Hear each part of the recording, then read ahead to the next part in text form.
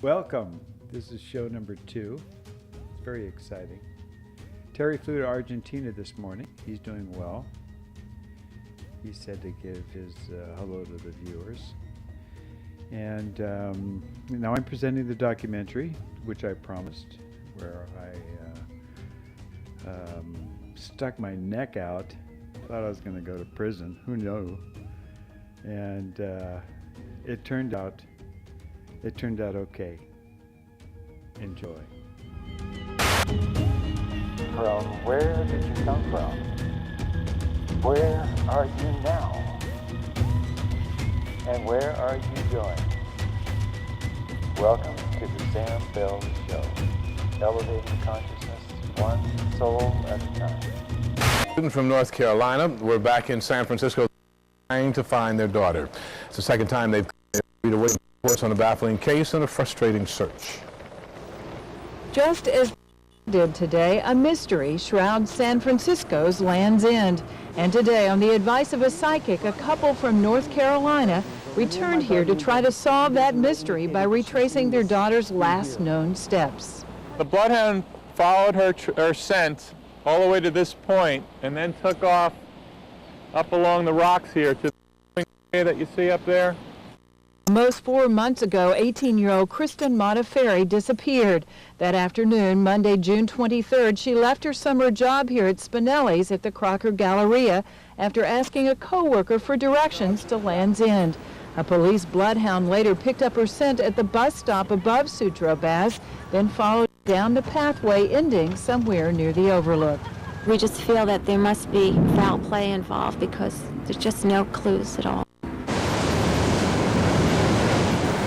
Kristen's parents don't believe she fell off the rocks into the crashing waves below because no one's found her backpack or any other belongings. And they certainly don't think she committed suicide or ran away. A sophomore on scholarship at Carolina State, she had designed a summer study program at UC Berkeley. She had been here just 3 weeks when she disappeared. The Modafferis say their daughter is very trusting and naive, a small-town girl who came to the big city. I have to explain what's going on here. This lady's talking about me. It was like the strangest day and a half of my life. Here's the background information. I'm watching TV, and I'm not watching anything. I'm just clicking the clicker, watching different TV programs. I see this lady crying. Okay, so I go around the channels again, and her chin is quivering as she's crying, and my chin starts quivering, and I can't stop it. So I go around the channels again, and she's there, and my chin's still quivering, and I'm like, what the heck? So it turns out that her daughter's missing. She's asking for help. So I'm like, well, to be honest with you, at this point, I'm kind of frustrated trying to get people to talk to the guardian angel. Everybody wants some kind of psychic stuff. And I'm just like, I don't want to do this. I want angel stuff so people use, more compassion for one another. So I asked Daisy, should I help? And Daisy's my guardian angel. Daisy says yes. I said, okay, all right. So Daisy says she'll bring me to her where it happened. She's deceased. She's underwater, but she's okay, but she's deceased. But she'll bring me to where it happened. So, I do it. And, I go left and right and left, Volvo's, the Volvo Daisy's bringing me. And she brings me, to the spot underwater, under a rock in the wall down at the ocean. So I pick him up and I bring him up to my place, and I'm like, well, if I call the police and say it's, I talked to angels and these are these girls' shoes, they're going to think I'm nuts and that I did it and, I'm the guilty. I'm the dude. And if they really are her shoes and they don't believe me, and they don't have to frame me because I'm bringing them the shoes. Come on. It's pretty frightening. So Daisy goes, I will protect you. I'm like, okay.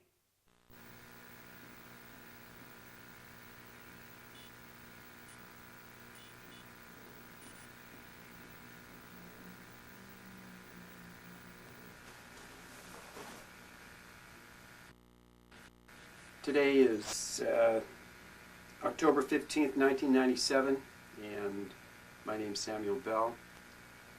I'm a spiritual channel, and yesterday after I watched the Sally Jessy Raphael show, I asked my guardian angel if I should look for this missing person, Kristen.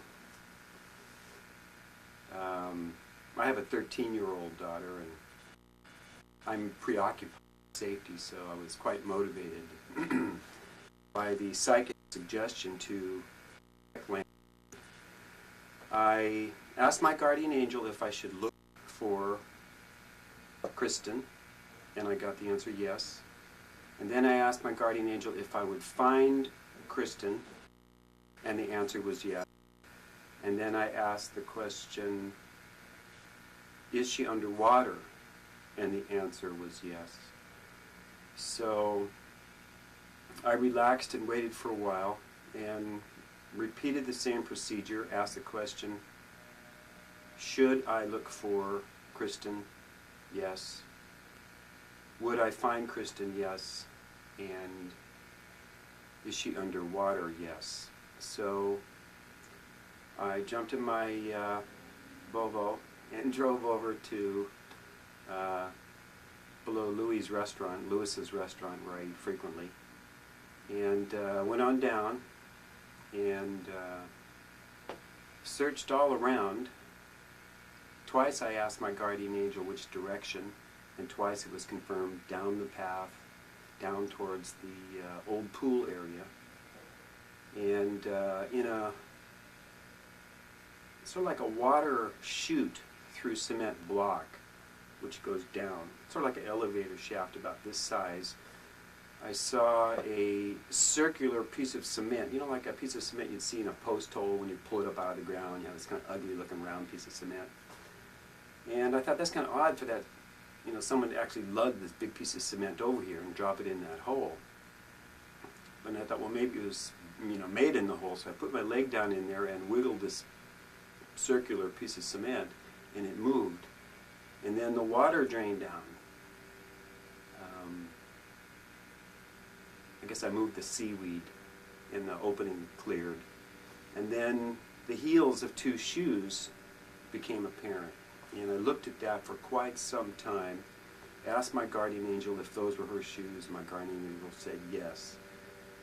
So I didn't disturb them, and I walked all the way around again, came back to the same spot, and specifically focused with my guardian angel and asked, are these her shoes? And it said yes. So this is what happens. I bring the shoes up. I call the homicide detective. He's super respectful. I don't mean he's respectful. I mean he's super respectful. Scares the hell out of me. Wow. He says, show up there tomorrow. I'll be there with my supervisor. So two homicide detectives show up, and you know, they're like, yeah, these are her shoes. We got the receipt for, she bought them. It's her size. And two different FBI bloodhounds went to their spot where they were, but they were underwater. And one of the bloodhounds stuck his nose in the water. This is, you know, person's shoes. So very, very interesting. My name's Leo Jones. I'm from San Francisco. I'm with Sam Bell on our way to San Francisco. We're driving down the Coast Highway. You'll soon see the waves. And we're going up to near the cliff house where Sam is going to try and locate a body that's believed to be there. So far he's found the shoes. And the shoes apparently belong to the victim. So now he's going to try and locate the body.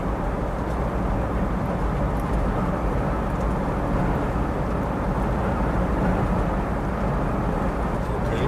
Yeah, and right now we're on our way to see Officer Patrick Mahaney and I'll present him with the shoes. And maybe in short order we'll find out if they're her shoes.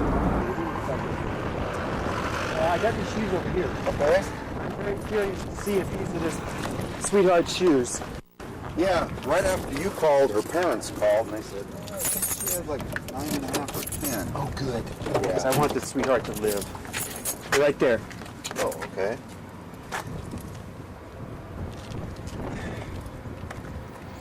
Yeah, you never know. They're an 8 wide. Yeah.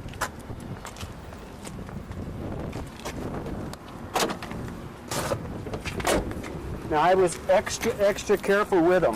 Uh-huh. So the only place that they've been touched is right back here. I didn't investigate anywhere around in there. Yeah. Huh. Kind of weird finding weird place for shoes to be dropped. Well, I don't know if they were dropped there. Because I'm curious. Yeah.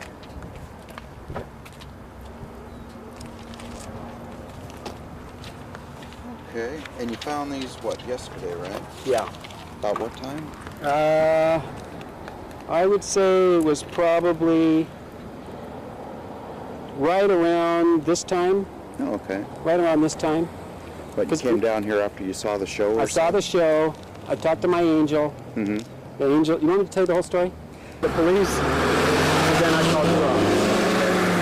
What's your birthday, Mr. Bill? Birth date? Yeah. 6/29/49. Okay. Oh, alrighty. Great. Saves me asking you a bunch of questions. Yeah. I have a web page, www.sambell.com. Oh, okay. And what I do is I channel guardian angels for free. I videotape it, spiritual questions only, and then I market the videotapes. So for people that want to learn about the other side. Okay. I know it's unusual, but Well, there's a lot of things about this Yeah. case that are unusual, and let's see, we can get down there, down these.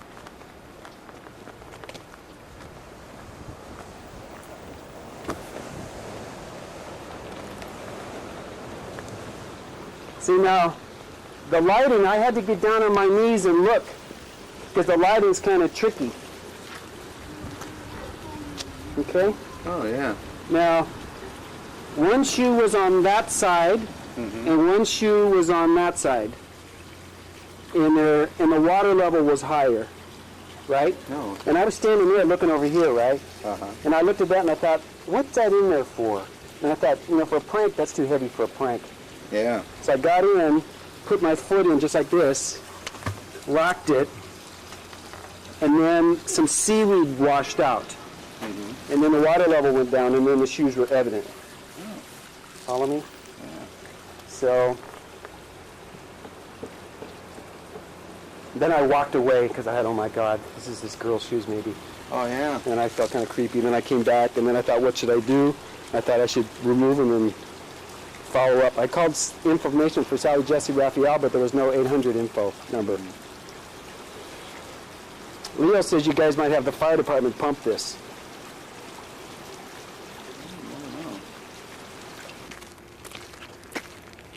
I'm feeling I'll be back here in the next couple of days.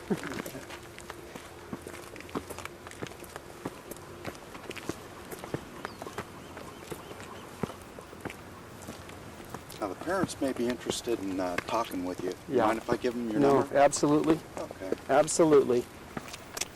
'Cause, No hesitation. right now, They're distraught. distraught and just kind of grabbing at straws like we all would do if Yeah. as a kid. And, Yeah, I know what they're going through because I've answered phones from people that are going through that. They're totally tormented. Yeah. This isn't the time, but before too long, if they wanted to talk to their guardian angel, Uh-huh. then if the angel introduces a discarnate entity, then I'll channel it. But I don't just channel a discarnate entity.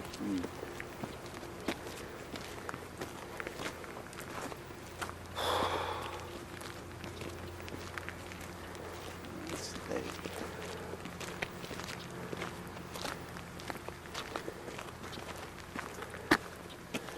You need me anymore? No, not Okay. at all.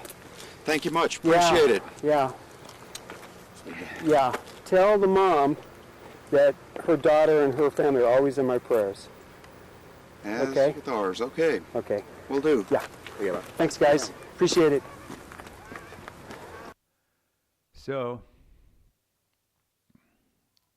for some reason, I felt like the two Oakland homicide officers believed me. And I didn't know if I was going to get arrested for homicide. I didn't know if I was going to get involved with something that was the biggest mistake of my life. When they shook my hands and I walked away, Daisy was kind of like massaging my shoulders going, it'll be okay. So, as it turns out, the family comes out, and at the very end, after all the camera crews leave, because there was, I would say there's about 4 camera crews from local TV stations, and then this camera crew from New York came out for the Sally show with the parents. When everybody had already shut all the cameras off, I had walked away and thanked the mom, and I told her, I don't want the $10,000. I'm just doing this to help,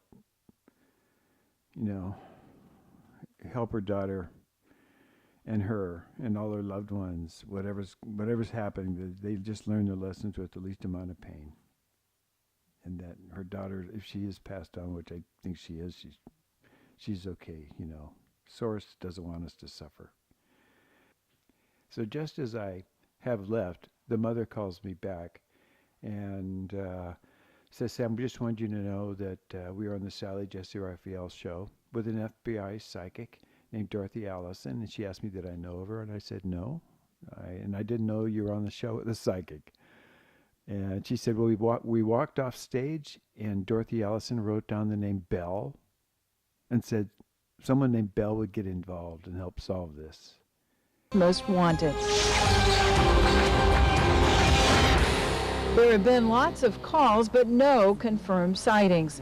Today, this engineer and teacher thanked guardian of women's shoes. She's here. She's in that circular pool right down there where I found her. The Mata is left without their daughter and still without knowing how a bright young woman with so much to live for could just disappear without a trace. In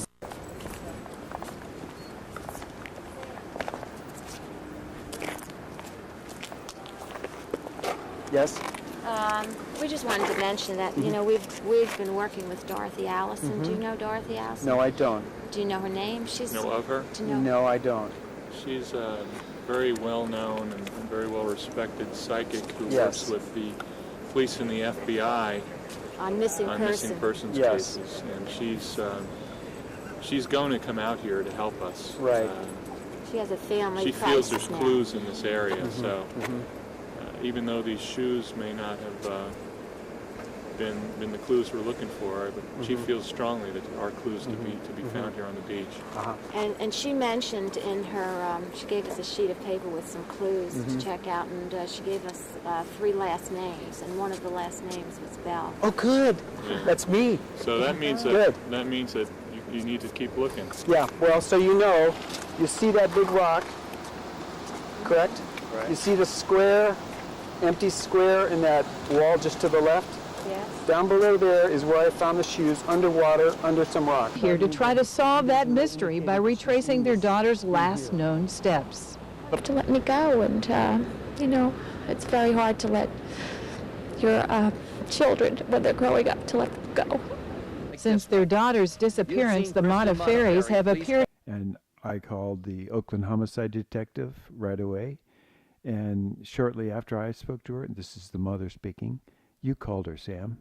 You called the homicide detective. So I had called him first, and then you called him. Of course, nobody tells me, right? I didn't know this. So I'm thinking I'm going to get arrested or, charged with something, or I'm just sticking my neck out. And I don't find out till the very, very end that provided some closure for the mom, that there is a connection, that there was a telepathic rapport, a resonance with the love for her mom, for her to help get any assistance so that her mom didn't fret for the rest of her life, and that the daughter could move on and pass on and was allowed to move on, and that the mother could understand that we all go home eventually. So I want to say a special prayer for the parents, the father, the mother. Rita Williams, the news person, she was very respectful. She knew the background story. And I was happy to assist with some evidence that was able to be used.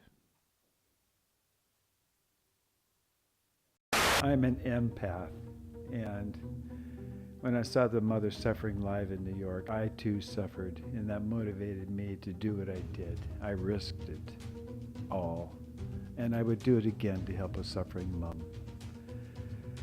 Leo Jones was there. He provided me some support.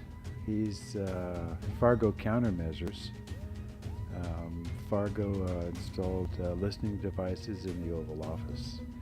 And the conversation was a movie. The next show, show number 3, will be a wonderful show. It's with Curandera, which is an Inca traditional healer. Does black magic and white magic. It's female, like a female witch. It brings tears to her eyes. And all your loved ones are always in my prayers.